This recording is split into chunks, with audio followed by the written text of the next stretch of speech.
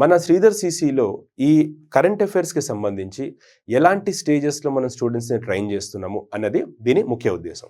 So first ఇక్కడ జనరల్గా students చేసే తప్పులేంటి మీరు కనుక చూసుకుంటే, current affairs first current affairs అంటే ఏంటి, ఒక బేసిక్ లేమెన్ టర్మ్స్లో కనుక చూసుకుంటే, ఒక కాంపిటేటివ్ ఎగ్జామినేషన్స్లో లైక్ మీరు ప్రిపేర్ అవుతున్నటువంటి బ్యాంకింగ్ కానివ్వండి, ఎస్ఎస్సి కానివ్వండి, రైల్వే కానివ్వండి, స్టేట్ సర్వీస్ ఎగ్జామ్స్ కానీ, డిఫెన్స్ ఎగ్జామ్స్ కానీ, ఏదైనా సరే, ఈవెన్ మీరు ఫర్దర్గా ఏమైనా క్లాట్ ఇవి రాస్తున్నా సరే, ఏవైతే లైక్ అండర్ గ్రాడ్యుయేషన్ లెవెల్లో ప్రతి ఒక్క ఆస్పిరెంట్కి కూడా కంపల్సరీ అడిగేటువంటి ఏరియా కరెంట్ అఫైర్స్.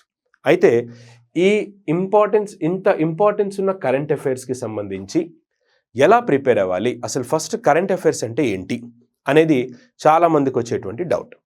దీంట్లో మనం కరెంట్ అఫైర్స్ గురించి ఎవరైనా సరే ఇక్కడ జాయిన్ అవ్వడానికి ముందు కానీ, ఒక స్టూడెంట్ కమ్యూనిటీ కానీ, లేదా మీరు వీడియో చూసినప్పుడు కింద కానీ, సార్ అసలు ఎలా ప్రిపేర్ అవ్వాలి కరెంట్ అఫైర్స్కి, అసలు ఇంతకీ కరెంట్ అఫైర్స్ అంటే ఏంటి అని క్వశ్చన్స్ మీలో ఉంటాయి. జనరల్గా కరెంట్ అఫైర్స్ అంటే చాలామందికి ఉన్నటువంటి ఒక నెగిటివ్ ఒపీనియన్ ఏంటంటే, it covers everything under the sky. అంటే మనకి ఇందులో ఏదైనా అడగచ్చు, ఏమైనా అడగచ్చు అనేటువంటి ఒక భావనలో మనం ఉంటాం.